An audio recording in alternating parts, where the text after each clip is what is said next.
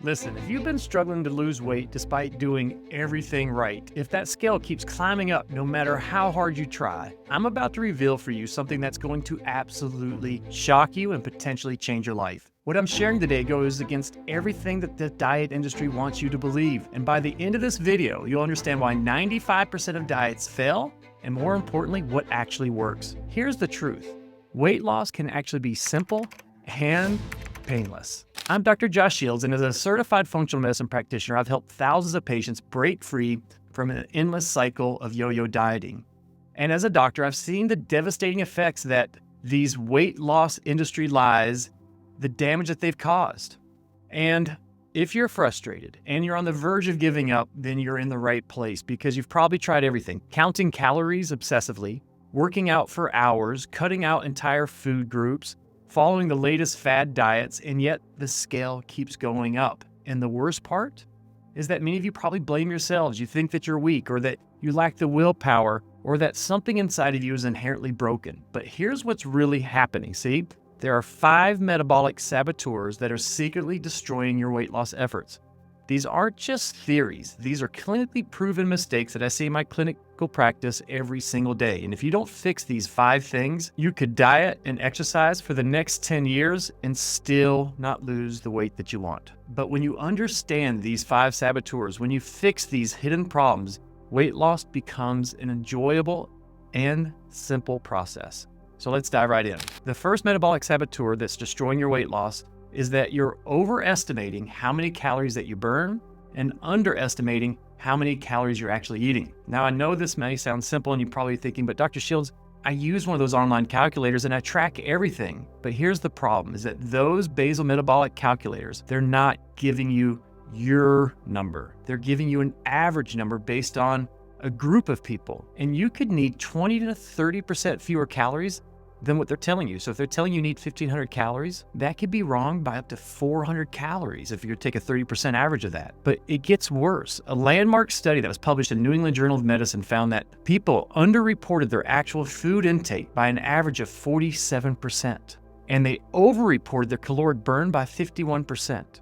And when you think about it, when they calculated it out, it worked out to be 1,200 calories a day that people were missing, that they hadn't calculated for. And that's like eating 5 pieces of pepperoni pizza every single day without realizing it. So it's no wonder so many people are not losing into weight. But once again, a lot of you are probably saying, but Dr. Shields, isn't weight loss more than just calories in versus calories out? What about carbohydrates or insulin resistance or inflammation or thyroid issues or hormonal issues? And here's my answer. Yes, all those can be factors and should be addressed. But I believe the number one problem why everyone is struggling with weight loss is actually much more simple. To lose weight, you have to be in a deficit. You have to burn more calories than you consume, or you have to eat less calories than your body requires. And there's no way around this biological fact.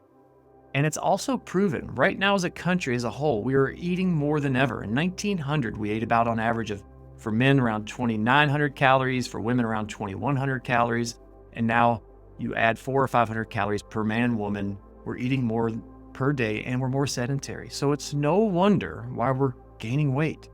But yet, as advertisers are out there, they make it sound more complicated than it needs to be. We're simply over-consuming. But I know a lot of you right now are probably watching this too saying, but Dr. Shields, I barely eat anything and I'm so active. But here's the truth. If you're not losing weight, you're still over-consuming what your body specifically requires. And the key word here is what your body requires. Now, there are things that can impact your metabolism and stall your weight loss. And we're going to cover some of those in just a moment. But ultimately, if the scale isn't moving, and this is the mistake number 1, you're not going to lose weight. But that leads us to an even bigger problem. The second mistake is that you're not doing resistance training. This is one mistake that could be costing you hundreds of calories every single day. And here's why this is so critical. Once systematic analysis of 8 studies showed that muscle mass was generally maintained, and in even one study, they found that they had a significant increase in their lean body muscle mass, despite major reductions in fat mass. So what that means is that these people were maintaining their muscle mass despite significant caloric restrictions. These are people that are fasting. I know a lot of you have probably heard that dieting ruins your metabolism. And this is just one of those myths that's so frustrating for me to hear because it's not really true. The only time that we particularly damage our metabolism if we have muscle loss. And that happens when you diet without resistance training, or you're in extreme deficits of 600-700 calories for months on a long period of time. But the damage to our metabolism, it's not really a damage if you can improve your muscle mass, which you can do at any point in your life. So you haven't permanently damaged your metabolism by trying to lose weight. But here's the good news, is that this muscle loss, this potential damage, can be prevented with proper training and proper protein consumption. So it's also important to understand that your muscles are going to burn 6 to 7 calories per pound, while fat only burns 2 calories per day per pound at resting state. So if you lose 10 pounds of muscle, you're going to be burning 40 to 50 fewer calories every single day while you're just sitting there. So if you're going to be in a caloric deficit, you should aim for about 0.7 to 1 gram of protein per pound of body weight, with at least 20 minutes of strength training 3 to 6 times per week to maintain that very, very valuable muscle mass. But here's where most people completely mess this up. They take this advice and they turn it into an obsession. They create these elaborate workout schedules and meal prep routines that are completely unsustainable. Which brings us to mistake number 3. And this one is counterintuitive: the overachiever trap. Here's the truth for some of you. And I know it sounds crazy, but here it is. You're trying too hard. And I see this all the time. Someone decides that they're going to lose weight, and suddenly they have this vision that they're going to go to the gym 6 days a week for an hour each day, that they're going to meal prep for 3 hours on Sunday, that they're going to eat perfect ratios of protein, fat, and carbohydrates. And so they start out strong, and they're getting up at 4:30 a.m. to work out. They're weighing every ounce of food that they eat, and then they crash and burn. They throw up their hands and they quit entirely, right? But here's the reality, and something I'd like to share with you about myself, and is that I've had a goal of exercising 5 days a week for years. Do you know how many times that's actually been accomplished in the last 10 years? Probably only a dozen times a year that I've actually accomplished my goal of exercising 5 times a week. But here's the key, is I've never quit for very long periods where I didn't exercise, where it wasn't a part of my lifestyle. See, the key here isn't extremes. It's inconsistency. And sometimes consistency is going to look messy. So if you haven't exercised in 10 years, don't start off with the goal of working out an hour a day, 6 days a week. Start with, can I do 10 minutes a day, 5 days a week? Some weeks you might do 20 to 30 minutes. Some weeks you might only do 2 days. But here's what's important. It doesn't matter, because your health is compounding. Is it better to do 1,000 push-ups in 1 week, or 5 push-ups every week for the rest of your life? The same goes for your diet. Yes, eating clean will speed up your metabolism, improve your disease risk factors, and help you sleep better and give you more energy. But there is one caveat to this I'd like you to note, is that there has been some studies also to show that processed foods can make it difficult to maintain that deficit because of their addictive nature. So if you're the type of person that when you have 1 scoop of ice cream on Saturday, now you have the entire pint on Sunday, that maybe need to be factored into your nutrition plan. Because as they say, is that abstinence can be easier than perfect moderation. But even if you get the first 3 metabolism saboteurs right, there's still one more psychological trap that derails more people than anything else. It's mistake number 4, what I call the expectation trap. And this happens when we have unrealistic expectations. A good example of this is I had a 65-year-old patient who came to my clinic. She was upset that she had only lost 12 pounds in 2 months. That's 1.5 pounds per week, which is actually excellent progress. So here's what's really happening. On average, people gain about 5 pounds a year, and it's a slow, gradual process. Yet what we want to do is we want to undo a 5, 10, 15, 20-year problem in a 3-month period. We see the advertisements where people are losing 20, 30, 40 pounds in short periods, but understand that those are outliers, not the majority. You're never going to see ads featuring someone who lost 15 pounds in 6 months, because that doesn't sell. But here's what I've discovered after decades of practice. It's not the aspect of eating fewer calories that's hard for people. It's the mental anguish that we go through because our expectations don't match reality. See, patients become frustrated when they see the scale to go down 2 pounds one day and then go up 6 pounds the next. And so many people then think that they should start avoiding the scale entirely. But see, the scale isn't the problem here. It's the misunderstanding of what the scale is telling us. You did not lose 2 pounds of fat in one day, and you did not gain 6 pounds of fat in one day. Because in order to burn 1 pound of fat, you need to be in a deficit of 3,500 calories. And you didn't accomplish that in one day.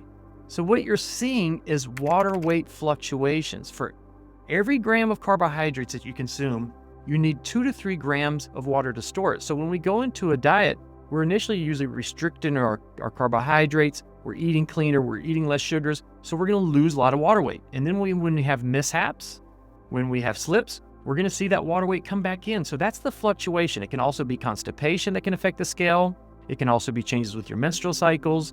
It can be just changes in your physiology. So when you look at the scale and you see it fluctuating, when you have the expectation that this is what it's supposed to do, that it's supposed to go up and down, that this is the journey and this is what it's going to look like, you're not going to see weight loss some weeks despite doing things that you thought were perfect. And that the scale is simply data. When you have the expectation that this is what the scale is supposed to do, and that this is what the journey is going to look like, and that you're not going to see weight loss some weeks despite doing everything perfect.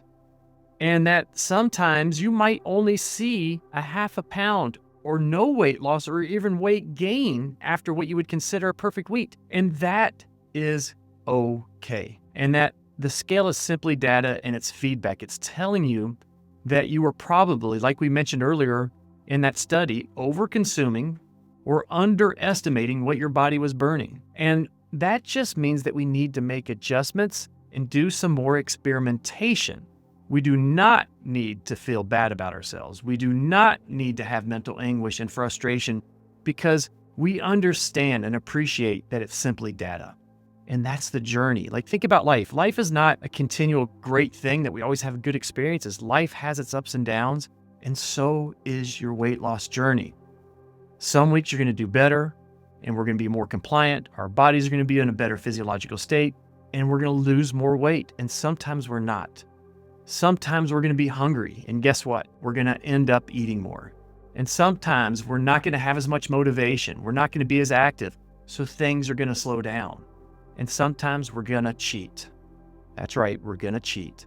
And when we do these things, we can look at the scale, we can look at our habits, and we can understand that we're not bad humans, but instead we are humans. And the scale is our ally. It's only a tool to provide feedback. If you feel bad when you slip up, it's because you have some expectation or belief about what weight loss should be. And the reality is, like I said before, is that it's gonna have its ups and its downs, and you need to embrace that. But there's one more mistake that so many people miss, and this one single thing could be sabotaging everything that you're doing. The fifth mistake is something that 90% of the people do regularly, and they think it's harmless.